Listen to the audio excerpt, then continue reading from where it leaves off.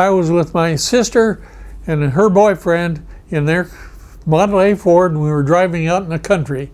We'd taken just a cruise out in the country, and he had a car radio in that old Model A that he had. And we heard it on the radio in there that Pearl Harbor had been bombed on the thing. The kids in the community of Julesburg after that time, the world came through and the word came back on the thing that Chris Draken, one of the high school students there that was in the Army at the time, was at Bataan, and he was on the Bataan March as a POW. And that got the information fed back through the family on that brought me closer into knowing somebody that was over there and in the war and was captured by the Japanese. He survived, yes. The 28th of August, 1943, I turned 18. I had graduated from high school in May of 1943. And while I was a senior in high school, I wrote in and made application for aviation cadet training on the thing. I got the information back. I got the testing material back for my entry into the aviation cadet program, which my high school superintendent monitored. It gave me the test and sent it in, and I had a passing grade, and I was told that I would be in the Enlisted Reserve Corps, ERC, through the month of September until my 18th birthday. So I sat back and I waited. I was accepted into the cadet program, and I went to Lowry Field in Denver for my physical and had my flight physical passed there. So I was all ready to go into the service. I finally got orders a week after my 18th birthday on the 7th or 8th of September. I got orders to report to Denver, at which time we was on a troop train, and when I was on a troop train, we was heading down somewhere, and nobody on the train knew where we were. We'd go through a town, and the people there, we'd yell, "Hey, what town is this? What state are we in?" And things like this. But we found out later on, we got down there after a couple days on troop trains to Keesler Field at Biloxi, Mississippi. And I spent 6 weeks there going through basic training, which was just a physical exercise on the thing, and then watching ugly films on TV about being careful with yourself when you're out dealing with the local female population, because some of them are carrying little germs that you don't want to get, all that good stuff. But it was one of those things that they did throughout the services, from Marine Corps, the Navy, the Air Corps, Army, and everybody else. This was impressed upon them all the way through, which hopefully, I think, and it helped during the war on the thing. But anyhow, from Keesler Field, we were sent on orders, and I was on a deal going to CTD, College Training Detachment, which was a 3 or 4 month tour at a college for pre-cadet, pre-flight training. So we went, and I went through Michigan State University. It was Michigan State College at the time.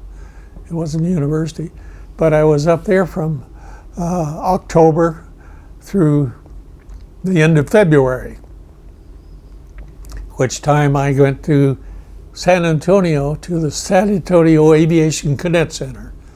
And all the aviation cadets went through that deal, and they processed them through the Aviation Cadet Center to qualify them to see who was for pilot training and who was for navigation training, who was for bombardier trainings on the thing. I qualified for pilot training and navigation training, and purposely I failed the test for bombardiering because I didn't want to be a bombardier. It was not appealing to be sitting up there at the nose of the aircraft and having everything going on behind you. Plus, it was just the order, it was the pecking order within the Air Corps at the time. The Air Corps did have a pecking order, which I realized after I became a fighter pilot. I realized the pecking order went up to the top on the thing, and the top of the pecking order was a fighter pilot. I'll come to that later in my review in here when I talk about my years as a fighter pilot. I completed my training in Texas and graduated from navigation school and was a newly commissioned second lieutenant. I had 7 days delay en route before I had to report to, and out of navigation school I was in the top 10% of my navigation class. I was chosen to go to radar navigation school. Radar. Back in those days, radar was a magic word. It was top secret all the way, and you couldn't do a thing and discuss it or anything else on a thing, but it was a good mark for being assigned to, and people struggled to get into the radar. Dropping bombs by radar on radar targets all the way through, which was being the primary method of dropping over in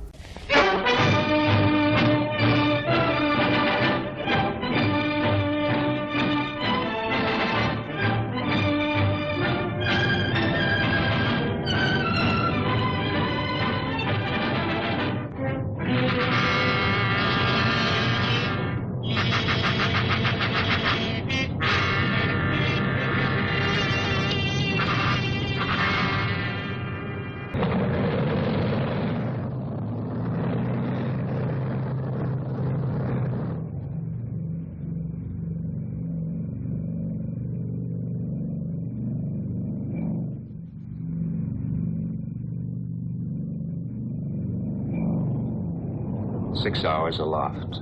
The huge armada of superforts has spanned over 1,000 miles of trackless waters.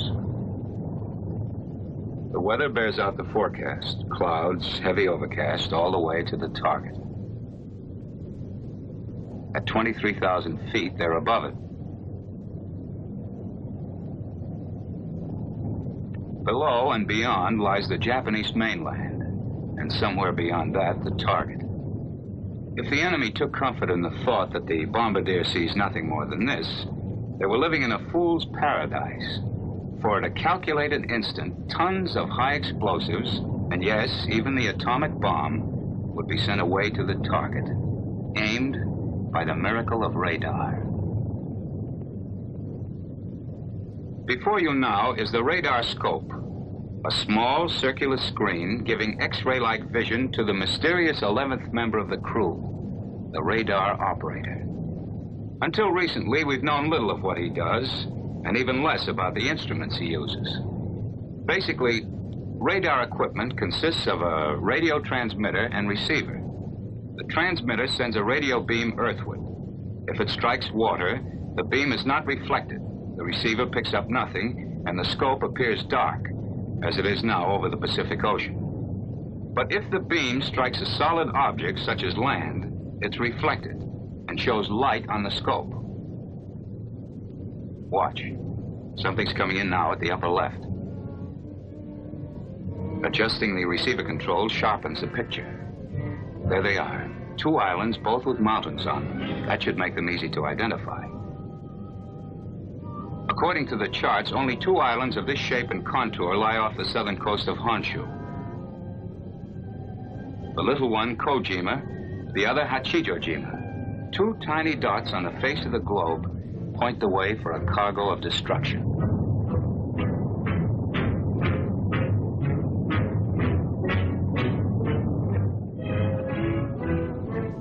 "7 hours, 10 minutes elapsed time. Almost a full day's work for most, but to the crews, a mission less than half sweated out. The picture on the scope warns of entry to the critical zone. The return shows a large landmass, Japanese coast, over 100 miles of it. You see that bright spot at the top of the peninsula? Not exactly the picture in travel folders, but that's beautiful Fujiyama. Mount Fuji, nature's wonder, the tourist delight. Now a beacon inviting disaster, a reference point for final calculations." Bombardier, this is radar operator, over. This is Bombardier, go ahead.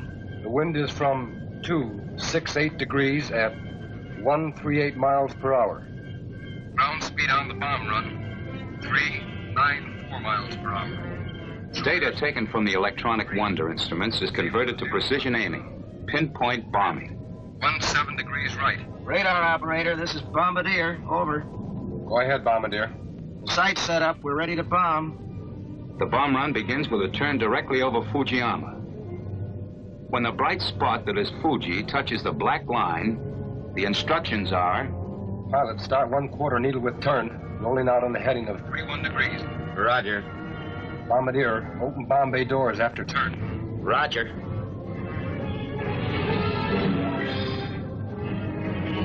The moment for decision has arrived. The moment when the target must be singled out from hundreds of other invisible targets. Coastline with a large city. A peninsula jutting out in a bay. The city, Tokyo. This is the general target area. Northwest of Tokyo lies the specific target, the Kyushu Aircraft Factory at Kawago. A flick of the switch isolates the target image. And here it is, one tiny speck of light, the focal point for hundreds of giant bombers, for 1,000 tons of bombs. Pilot, correct 9 degrees right. Roger. Ready on 70 degrees. Ready? Mark.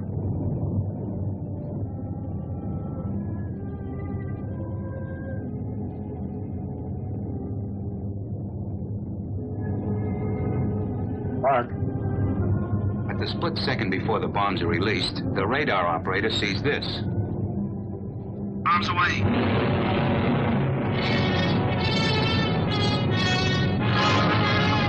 All the things that me back on my radar set on that thing, trying to figure out where in the hell the target was. And let's see, I'm there, and okay, and I'd give the deal, and on some runs I would give directions to the pilot, to her left and right, and so forth. And also to give the bombardier a deal that he could follow through on the northern bomb sight all the way through on the thing. But it was all my show and my effort all the way through that showed on the thing, because we had cameras on board that took pictures of the target, that they, on the analysis on the thing, they'd give us a circular error probability on the deal that shows how close we came on our radar drops on the thing. But I had an orders out of navigation school and my commission as second lieutenant to go to Victorville, California to radar school to study airborne radar on the thing in B-24s and B-17s they had there as the training devices with the radar sets. On the way, I had a delay en route and I came back to my hometown in Julesburg.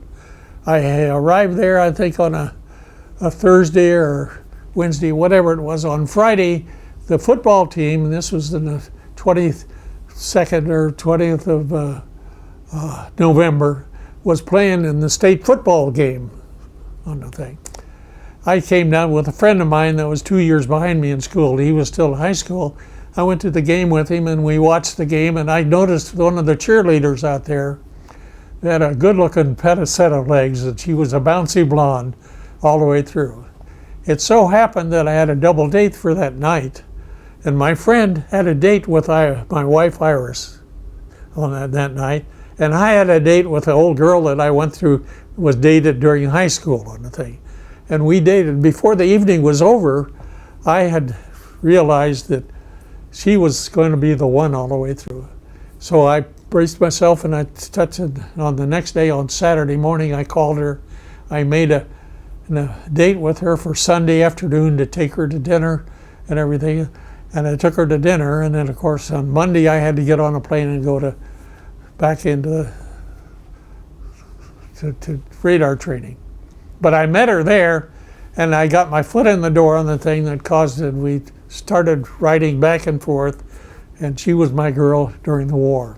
I got a whole brief deal page full of letters that I saved from Vietnam. Of all the letters I reserved for the people back here and my wife during Vietnam. But World War II, I didn't do that. And one thing about letters in World War II is that there was censorship on the thing. And one of the things I found out when I was in the service and when I was on Tinian some of the extra duties the second lieutenants pulled was a censorship officer.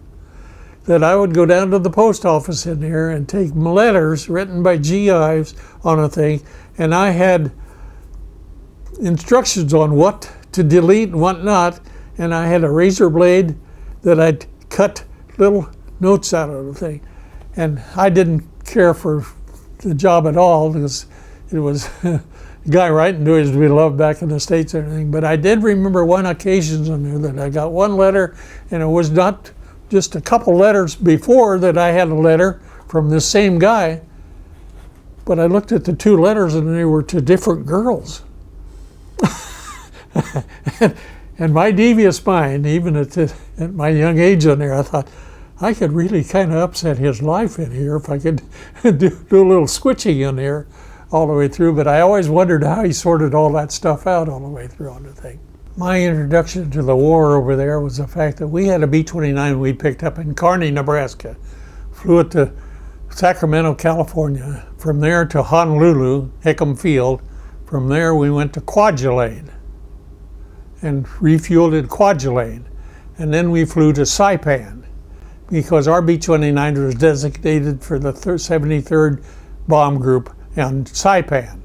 So we flew into Saipan and gave the B-29 to the other people and then looked for a courier flight over to Tinian. But the night before we got was flying to Tinian, we sat at one of the outdoor little officers clubs they had in there, and we saw right across the straits about 2.5 miles from Saipan was Tinian. And we could see North Field, Tinian. We could see over there, we could see some of the activity, but with the B-29s were launching off of North Field with 4 parallel runways of B-29s taking off. And during the night over there, I sat there, and during the time we were sitting in there, I think we watched and we saw 6 B-29s that didn't make it off the end of the runway. That they crashed on the end of the runway with a load of incendiaries, which was nothing, a lot of smoke and fire and everything else. And I, as a very young man, thought, what am I getting into?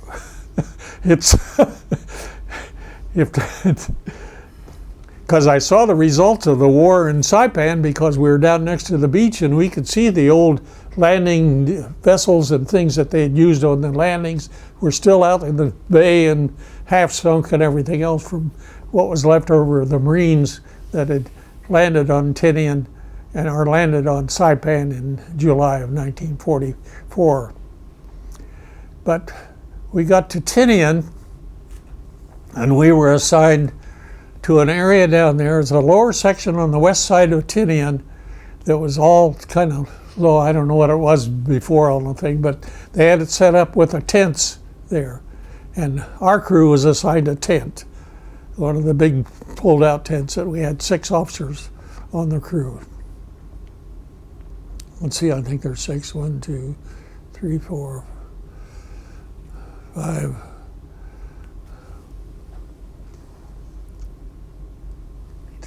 Anyhow, we got our tent assigned and everything else, and was trying to figure out how to get the thing livable on the thing because we were issued cots and blankets, and that was it. But we made friends with the Seabees. The Seabees lived up on the higher level toward the base up there, and we went up and talking to the Seabees, we found out that their food was a lot better than this mess hall if we could get invites up. And we talked to the Seabees up there, and we found out that they didn't have any liquor ration. Over there, we had a liquor ration. As an officer, even when I was 19, I had a 1/5 of liquor a month over there that I could use on the thing. So I got the crew together, and we talked to the crew and talked to some of the CBs, and we talked to them, giving some of our liquor to them if they could do a remodel of our tent down there. And they came down and had the availability of 2x4s and other things down there, and they came down and put a floor in our tent, a wooden floor in our tent, which with the mud and everything else around there, it's quite a deal. And also they made rubber band beds for all of us out of 2x4s and the inner tubes from trucks and things that they stretch across the thing, and we'd put our mattress on those inner tubes, stretched inner tubed beds on the thing, and sleep good at night. It was really uptown compared to some of the other troops around there. So when I first got over there, the first 3 missions we flew were daylight missions. Formations in a B-29 and formation over the target. And we hit Osaka and Kobe and Kuri on daylight missions where the bombardier did the dropping on the thing. Shortly thereafterwards, General LeMay and whoever else was running the place over there said, we're going to start dropping at night. We're going to do night bombing at a lower altitude with incendiary bombs to get this war going all over there. So he set up the night bombing missions on the thing. A night bombing mission in the B-29, the navigator cannot see very well of where the target is. But with my radar set, I had a definition of the target area there that I could do the release of the bombs from my radar position. So on the missions after my first 3 missions, we did night missions and came into the target at night with radar, and they gave me the control of the airplane for guidance of the airplane. I couldn't control altitude, but I could control heading on the thing, and also I had a switch that gave me the control of the bomb release. After the bombardier says the bomb bay doors are open and they're ready for release, and I could do the release and from radar and then get back on. It was an electronic button on the thing that was wired into the autopilot. And it was wired into the autopilot for control of the heading. Not the altitude, but it controlled the heading on the thing. It was an autopilot deal. But I could run it from back there. We didn't have any formation at night. We had missions where 400 B-29s were attacking the same missions, the same target. Our worry was running into other B-29s over the target area because it was a deal. And we could see on some missions when we were on some of the later B-29s coming in over the target, we could always tell where the target was because the fire down there was good and the city was burning. So we could, yeah, I look back on it and think of the odds on the thing that we had an area over Japan with 400 bombers. It'd be like flying through an area over O'Hare and Chicago with all the airliners waiting to come in. But we had no radar coverage from the ground telling us if anybody else was around. We had our own radar and we had our scanners on board of the airplane, the tail gunner, the 2 waist scanners on the thing, and everybody else was looking all the way through, and anytime we could see anything that looked like another airplane on a thing, we'd be alerted to the thing that the pilot could come in. But most of the time we flew the mission as briefed, dropped our bombs, turned around, and came home. Sometimes we could get a deal that says, I got one at 10 o'clock out there about 30 miles off my radar. Okay, we'll keep our eyes open, and they'd keep our eyes open and coordinate that way to keep it going. But we had no real close deals on the thing. We had one mission I remember specifically that we came in on. We were one of the last B-29s dropping on that deal. It was the city of Hachiochi up north of Tokyo. That we came in on our run, and the other B-29s had dropped their incendiaries on the thing, and the fire was there. And as we came in and hit the drop point, just as I hit the drop point to release the bombs on the thing, we hit the updraft of the previous deals, and the B-29 felt like it went up about 1,000, 1,500 feet just as rapidly as could go. Very weird sensation and on the thing, but we knew we dropped our 20,000 pounds of bombs out of our airplane, which caused it to go up, plus the rising air current from the bombs below that dropped before on the thing. We didn't have too much, there was no excitement. We had one mission in where the tail gunner said he had an enemy, he could see it was a fighter, and I said, are you sure? Yeah, okay. I said, keep your eye on it, and in the back of the airplane on the thing, but nothing came of it to cause anybody to cause a shooting or anything else at it, because it was gone, and we were heading back down across the Pacific to Tinian, 7 hours back. The B-29 had 1, 2, 3, 4 turrets. They had an upper rear turret that was on the upper part of the deal between my radar station and it was just by my radar station. And there was a lower turret just past my lower station in the back. And we had 2 turrets up front. One up above, just above the radio operator up front, and another one just behind it. We had, in the back of the airplane, on the upper part of the fuselage in there was a seat up there that the Central Fire Control Sergeant sat in that. And he had controls on switching controls of the turrets to various positions on the airplane. So if the tail gunner wanted to get control of the rear gunner and coordination, they could get the deal. And the Central Fire Control Officer could control the firing of all the turrets on the plane by letting them know when he had them turned on and whether they could use them or not. And they were 50 caliber turrets. Okay. There was a deal, a fire control deal, that the right gunner had controls for a gun. Not any specific turret, but the turret that the Central Fire Control Officer flipped on for his position. The Central Fire Control Officer could switch it, and if the left gunner would call and say, hey, I got a bogey coming in over here, it's just, well, he says, I'm getting you the lower turret. The conversation back, Augie, you got the lower turret. So he would have that control of that turret on the thing, and they could pass them back and forth, where the firing would be done by various locations for the most opportune time for the fighter coming in to get locked in on them. Looking through, they had no visual deal. It was just the blisters on the side of the B-29 was those plexiglass blisters on the side, which the gunners set in those deals.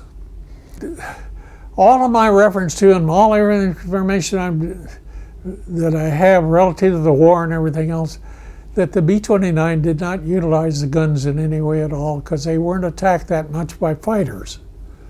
Night fighters, things like this that they got in. We got a bunch of flak and searchlights all the time and everything else that we come through on the thing. And well, first few missions we were there, I think we flew at 24,000 feet for dropping the bombs. Then we dropped down, and we were dropping down at 12,000 feet for release of bombs. In fact, I think we were in one mission, I don't know which one it was, but I think we came in at 6,000 feet, which was unheard of. But the accuracy from that altitude was absolutely great. The whole airplane was pressurized. Okay. The engineer up there had control over the pressurization of the thing, and he would maintain the control of the thing to keep the body of the airplane pressurized to 8,000 feet. 8,000 feet. If it got above 8,000 feet, oxygen masks were required at 10,000 feet, which they still do in the Air Force. It's still required at 10,000 feet without oxygen, or even with oxygen, you have oxygen masks available for immediate use if you had a thing. Our crew had a reason on the thing, because we had a bucket in the front of the airplane all the way through on the thing. That we always had a rule that says the first guy to use the bucket empties it at the completion of the mission. All the three. I found I never had to empty it. I could always last 15 hours. It was a problem in there with the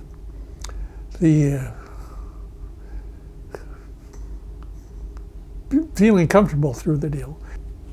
During the first part of the mission, I got a couple hours sleep from Tinian to Iwo. We always passed Iwo Jima on the way. No matter, I don't care where the target was. We always came by Iwo, coming and going on the thing. So I'd always grab a couple hours sleep in the tunnel.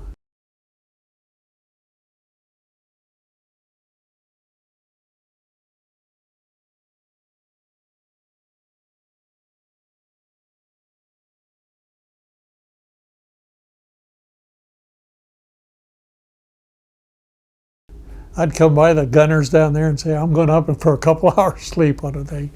And the radar, I had the radar turned on, and the navigator up front had some controls. He could control the radar from up there, so he had it, plus the fact it was just on over the Pacific, and that was it. And navigation was no problem at that time.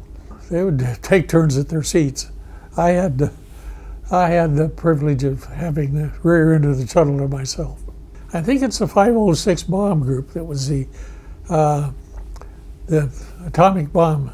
They were landing and they were stationed at West Field on the B-29s, with the 58th Bomb Wing, and the 40th Bomb Group was stationed there. I was with the 40th Bomb Group with the 58th Bomb Wing there on West Field.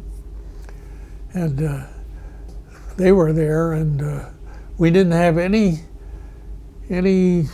association with the crews that were flying those B-29s. They were lodged in a different area somewhere or another. We were in our area, and we never run into each other in any way at all